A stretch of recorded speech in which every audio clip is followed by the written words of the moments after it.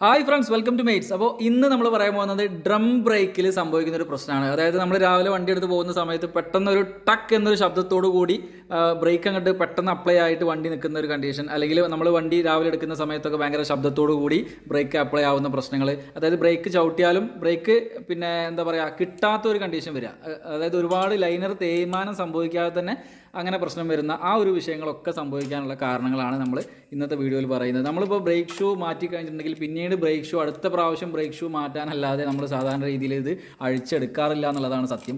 അങ്ങനെ ഒരിക്കലും ചെയ്യാതിരിക്കണം. നമ്മളെന്താ വെച്ച് കഴിഞ്ഞാൽ ഇടയ്ക്ക് ഒരു 6 മാസം കൂടുമ്പോഴെങ്കിലും ഇതൊന്ന് അഴിച്ചിട്ട് ഇതിൻ്റെ ഉള്ളിലുള്ള കാര്യങ്ങൾ, അതായത് ചെറിയ ചെറിയ മെയിൻ്റനൻസും കാര്യങ്ങളും നമ്മൾ ചെയ്യണം. ആ ഒരു കാര്യമാണ് നമ്മൾ ഇന്നത്തെ വീഡിയോയിൽ ചെയ്യാൻ പോകുന്നത്. അപ്പോൾ ഇതിൻ്റെ അഴിക്കുന്നതിൻ്റെയൊക്കെ വീഡിയോസൊക്കെ നമ്മൾ മുമ്പും ഡീറ്റെയിൽ വീഡിയോസൊക്കെ അപ്ലോഡ് ചെയ്തിട്ടുള്ളതുകൊണ്ട് ഒരുപാട് നമ്മൾ അഴിക്കുന്നതിൻ്റെ കാര്യങ്ങളൊന്നും പറയുന്നില്ല. ജസ്റ്റ് നിങ്ങൾ നോക്കുക എന്തൊക്കെയാണ് ചെയ്യുന്നത്. വീൽ നെറ്റ്, അതേപോലെ തന്നെ ബ്രേക്ക് അഡ്ജസ്റ്റ് ചെയ്യുന്ന നെറ്റ്, പിന്നെ താഴെയുള്ള ഈ ഒരു നെറ്റ്, ഈ 3 കാര്യങ്ങളാണ് നമ്മൾ ഈ ഒരു ഭാഗത്ത് അഴിച്ചെടുക്കേണ്ടത്. പിന്നെ ഒരു കാര്യം കൂടി പറയാം, ഈ ഒരു വർക്ക് ചെയ്യാൻ വേണ്ടിയിട്ട് നമ്മൾ പ്രത്യേകം ഒരു സാധനം പോലും പുറത്തുനിന്ന് മേടിക്കേണ്ട ആവശ്യം ഇല്ല എന്നുള്ളതാണ്. അതായത് നിങ്ങളുടെ ബ്രേക്ക് ലൈനർ, നമ്മുടെ ബ്രേക്ക് ഷൂ മാറ്റാറായിട്ടുണ്ടെങ്കിൽ നിങ്ങളത് മേടിക്കേണ്ടി വരും.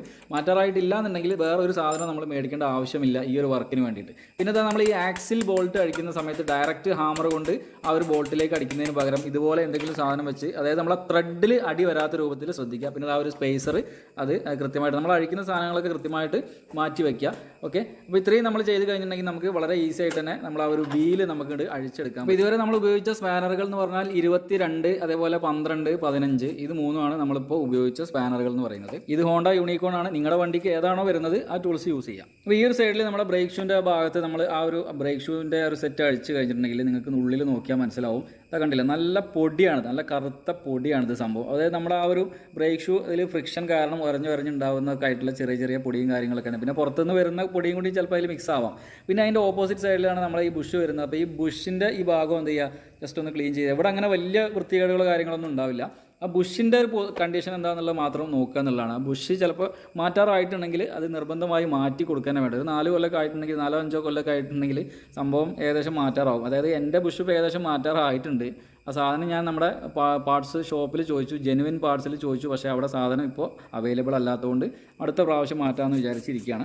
അപ്പോൾ നമ്മൾ ഈ ഒരു ബ്രേക്ക് ഷൂ പിന്നെ ബ്രേക്ക് അപ്ലൈ ആവുന്ന ഈ ഒരു ഭാഗമാണിത്. അപ്പോൾ ഇവിടെ നമ്മൾ എന്ത് ചെയ്യണമെന്ന് വെച്ച് കഴിഞ്ഞാൽ നല്ല സ്മൂത്തായിട്ടാണ് ഇരിക്കുന്നത് ഇപ്പോൾ. അപ്പോൾ ആ ഒരു സ്മൂത്ത്നെസ് കുറച്ചൊന്ന് റഫാക്കി കൊടുക്കാൻ വേണ്ടിയിട്ട് നമ്മൾ ആ ഒരു ചെറിയൊരു എന്താ പറയുക, ഒരു സാൻഡ് പേപ്പർ ഉപയോഗിച്ചുകൊണ്ട് നമ്മൾ ജസ്റ്റ് ഒന്ന് സാൻഡ് ചെയ്ത് കൊടുക്കുക. പിന്നെ ഈ ഒരു സംഭവം നോക്കണം. ഇതിൻ്റെ ഉള്ളിൽ മണ്ണോ കാര്യങ്ങളോ പിന്നെ കയറിയിട്ടുണ്ടെങ്കിൽ നമ്മൾ ആ ഒരു തിരിക്കുന്ന സമയത്ത് തന്നെ ചെറിയ കിരികിരി സൗണ്ട് കേൾക്കും നമുക്ക്. അപ്പോൾ മണലോ മണ്ണോ എന്തെങ്കിലും അതിൻ്റെ ഉള്ളിൽ കയറിയിട്ടുണ്ടെങ്കിൽ എന്തായാലും അതും കൂടി ഒന്ന് അഴിച്ചിട്ട് അതിൻ്റെ ഉൾഭാഗം കൂടി ഒന്ന് ക്ലീൻ ചെയ്യണം. അപ്പോൾ നമ്മളിപ്പോൾ ഇതിന് മുമ്പത്തെ പ്രാവശ്യം അത് ഫുൾ അഴിച്ച് ക്ലീൻ ചെയ്തത് കൊണ്ട് എന്തായാലും സൗണ്ടോ കാര്യങ്ങളോ ഒന്നും ഇപ്പോൾ കേൾക്കുന്നില്ല. അങ്ങനെ എന്തെങ്കിലും കേൾക്കുന്നുണ്ടെങ്കിൽ നിർബന്ധമായിട്ടും അതും കൂടി അഴിച്ച് ഉൾഭാഗം ക്ലീൻ ചെയ്യണം കേട്ടോ. പിന്നെ ഞാനിവിടെ ചെയ്യുന്നത് നമ്മുടെ മണ്ണെണ്ണ ഉപയോഗിച്ചിട്ടാണ് ഞാനിപ്പോൾ ഇത് ക്ലീൻ ചെയ്യുന്നത്. മണ്ണെണ്ണയോ അല്ലെങ്കിൽ ഡീസലോ എന്താണോ നിങ്ങൾക്ക് അവൈലബിൾ ആയിട്ടുള്ളത് അത് ഉപയോഗിച്ചിട്ട് നിങ്ങൾക്ക് ക്ലീൻ ചെയ്യാം. അതിനുശേഷം ഒരു കോട്ടൻ്റെ തുണി എടുത്തിട്ട് നന്നായിട്ട് തുടച്ച് വൃത്തിയാക്കുക, മാക്സിമം ക്ലീൻ ആക്കുക. മണ്ണെണ്ണയും കാര്യങ്ങളൊന്നും അതിൽ അവശേഷിക്കാതെ തന്നെ മാക്സിമം ക്ലീൻ ആക്കുക. ഓക്കെ, അപ്പോൾ നമ്മളിതാ നന്നായിട്ട് തന്നെ ക്ലീൻ ചെയ്തിട്ടുണ്ട്. ഇനി നമ്മൾ ചെയ്യേണ്ടത് നമ്മളെ ബ്രേക്ക് ഷൂസ് എടുക്കുക. ഈ ബ്രേക്ക് ഷൂസിൻ്റെ ആ കണ്ടീഷൻ എന്താണെന്നുള്ളത് നോക്കണം. മാറ്റാറായിട്ടുണ്ടെങ്കിൽ എന്തായാലും മാറ്റി കൊടുക്കുക. നമ്മളതിപ്പോൾ എന്തായാലും മാറ്റാറായിട്ടില്ല. അപ്പോൾ ഇത് നിങ്ങൾക്ക് നോക്കിയാൽ തന്നെ കാണാം, നല്ല ഗ്ലൈസിങ് ആയിട്ടാണ് ഇത് കാണുന്നത്. അപ്പോൾ നമ്മൾ ബ്രേക്ക് അപ്ലൈ ആവുന്ന ഭാഗമാണിത്. അപ്പോൾ ശരിക്കും ഇങ്ങനെ നല്ല സ്മൂത്തായിട്ടാണ് ഇരിക്കുന്നതെന്നുണ്ടെങ്കിൽ നമുക്ക് ബ്രേക്ക് അപ്ലൈ ആവുന്നതിൻ്റെ പ്രശ്നം വരും. കാരണം നല്ല സ്മൂത്ത് സർഫസ് ആകുമ്പോൾ സ്വാഭാവികമായിട്ട് ആ ബ്രേക്ക് കിട്ടുന്നത് കുറയും. ഇനി ശ്രദ്ധിക്കേണ്ട ഒരു കാര്യം എന്ന് പറഞ്ഞാൽ അതിൻ്റെ സ്പ്രിങ് ആണ്. അപ്പോൾ ഈ സ്പ്രിങ്ങിൻ്റെ ഉള്ളിൽ എന്ത് ചെയ്യും, ഇതുപോലെ നല്ല രീതിയിൽ അഴുക്കും കാര്യങ്ങളൊക്കെ അടിഞ്ഞു കൂടിയിട്ടുണ്ടാവും. പ്രത്യേകിച്ച് ഇങ്ങനെ ചെയ്ത് നോക്കുമ്പോൾ അറിയാം, അതിൻ്റെ ഉൾഭാഗത്ത് നല്ല രീതിയിൽ എന്ത് ചെയ്യുന്നുണ്ടാവും, നല്ല അഴുക്കും കാര്യങ്ങളുണ്ടാവും. അപ്പോൾ മണ്ണെണ്ണൊക്കെ എന്തെങ്കിലും ഉണ്ടെങ്കിൽ ആ മണ്ണെണ്ണയിൽ മുക്കിയിട്ട് കുറച്ച് നേരം വെച്ചാലും വേണ്ടിയില്ല, സ്പ്രിങ് നല്ല രീതിയിൽ എന്താ പറയുക ക്ലീൻ ആക്കി എടുക്കാൻ പ്രത്യേകം ശ്രദ്ധിക്കാം. അതിനുശേഷം നമുക്ക് നമ്മുടെ ഈ ഒരു ബ്രേക്ക് ഷൂവിൻ്റെ ഈ ബ്രേക്ക് അപ്ലൈ ആവുന്ന ഭാഗമാണിത്. ഇത് നമ്മൾ ആ ഒരു ഗ്ലൈസിങ് ആയിട്ട് കിടക്കുന്ന ഭാഗം നന്നായിട്ടൊന്ന് റഫാക്കി എടുക്കുക. ഇപ്പോൾ വേറൊരു കാര്യം കൂടി ഞാൻ പറയട്ടോ, ഇങ്ങനെ ഒരു എന്താ പറയുക, ഒരു വർക്ക്ഷോപ്പിൽ ചെന്നിട്ടുണ്ടെങ്കിൽ സാധാരണ ഇങ്ങനെ ഒരു വർക്കൊന്നും ആരും എടുത്തു കൊടുക്കുന്നത് ഞാൻ ഇതുവരെ കണ്ടിട്ടില്ല. ഇനിയിപ്പോൾ സർവീസ് സെൻ്ററുകളിൽ ഇവർ ചെയ്ത് കൊടുക്കുന്നുണ്ടോ എന്നുള്ളത് എനിക്കറിയില്ല. സാധാരണ ഇപ്പോൾ ചെയ്യുന്ന കാര്യം എന്ന് വെച്ചാൽ ഇത് അഴിക്കുകയാണെന്നുണ്ടെങ്കിൽ ഇതിൻ്റെ ബ്രേക്ക് ഷൂസും കൂടി മാറ്റുക എന്നുള്ള ഒരു പരിപാടിയാണ് ചെയ്യുന്നത്. ശരിക്കും പറഞ്ഞാൽ അത് മാറ്റാറായിട്ടില്ല. നമുക്കിത് ജസ്റ്റ് ഒന്ന് അഴിച്ചെടുക്കുക എന്നുള്ളൊരു വർക്ക് മാത്രമേ ഇപ്പോൾ ഇതിൽ ചെയ്യേണ്ട കാര്യമുള്ളൂ. അഴിച്ചെടുത്തിട്ട് ഇതിൻ്റെ ഉള്ളിൽ ഞാനിപ്പോൾ ഈ ചെയ്യുന്ന പോലെയുള്ള കുറച്ച് കാര്യങ്ങൾ ചെയ്യുക, കുറച്ച് ഗ്രീസ് അപ്ലൈ ചെയ്ത് കൊടുക്കുക. അതായത് ഗ്രീസ് അപ്ലൈ ചെയ്യേണ്ട സ്ഥലങ്ങളുണ്ട് പ്രത്യേകം, അവിടെ മാത്രം ഗ്രീസ് അപ്ലൈ ചെയ്ത് കൊടുക്കുക. ഇത്ര കാര്യങ്ങൾ ചെയ്യാനുള്ളൂ. ഇതിന് പ്രത്യേകിച്ച് സാധനങ്ങൾ മാറ്റാനൊന്നുമില്ല. ഈ ഒരു വർക്ക് എന്ന് പറഞ്ഞാൽ ശരിക്കും വർക്ക്ഷോപ്പുകളിൽ അങ്ങനെ ആളുകൾ ചെയ്യുന്നത് കണ്ടിട്ടില്ല. ഒരു 8 മാസം 10 മാസം അല്ലെങ്കിൽ ഒരു കൊല്ലം അല്ലെങ്കിൽ 1.5 കൊല്ലം കഴിയുമ്പോൾ ഇവർ പ്രശ്നമാണെന്ന് പറഞ്ഞ് കൊണ്ടു ചെല്ലും. അപ്പോൾ ഇവരെന്ത് ചെയ്യും, നേരെ ഈ ബ്രേക്ക് ഷൂസ് 2 മേടിച്ച് കൊണ്ടുവരാൻ പറയും, അല്ലെങ്കിൽ അവർ തന്നെ മേടിച്ചിട്ട് അവർ തന്നെ മാറ്റി തരും. ഇത് തന്നെ പരിപാടി. ഇതാണ് സാധാരണ സംഭവിക്കുന്നത്. അപ്പോൾ സ്വന്തമായിട്ട് ഇത് ചെയ്യാൻ പിന്നെ എന്താ പറയുക, താല്പര്യമുള്ള ആൾക്കാർ അല്ലെങ്കിൽ കോൺഫിഡൻസ് ഉള്ള ആൾക്കാർ ഇത് എങ്ങനെയാണ് ചെയ്യുന്നത് എന്നുള്ളത് നമ്മളെ വീഡിയോസ് തന്നെ അതിന് മുമ്പ് അപ്ലോഡ് ചെയ്ത വീഡിയോസും ഉണ്ട്. ഈ ബ്രേക്ക് പാഡ്സ് മാറ്റുന്ന, അതായത് ബ്രേക്ക് ഷൂസ് മാറ്റുന്ന വീഡിയോസൊക്കെ ഉണ്ട്. അതിലൊക്കെ ഡീറ്റെയിൽ ആയിട്ട് തന്നെയാണ് ആ വീഡിയോസൊക്കെ ഉള്ളത്. ഈ വീഡിയോ അത്ര ഡീറ്റെയിൽ ആയിട്ടല്ല ഞാൻ കാണിക്കുന്നത്. അപ്പോൾ അങ്ങനെ മനസ്സിലാക്കണമെന്ന് ആഗ്രഹമുള്ളവരുണ്ടെങ്കിൽ ആ വീഡിയോസും കൂടി ഒന്ന് പോയി കാണുക. ഓക്കെ, വർക്ക്ഷോപ്പ് പ്രാക്ടീസൊക്കെ കുറവുള്ള ആൾക്കാരുണ്ടെങ്കിൽ ആ വീഡിയോസും കൂടി ജസ്റ്റ് ഒന്ന് പോയി കാണുക. അതിൽ കറക്റ്റായിട്ട് ഓരോ സ്റ്റെപ്പ് ബൈ സ്റ്റെപ്പായിട്ട് കാര്യങ്ങൾ ഞാൻ വിവരിച്ച് തന്നിട്ടുണ്ട്.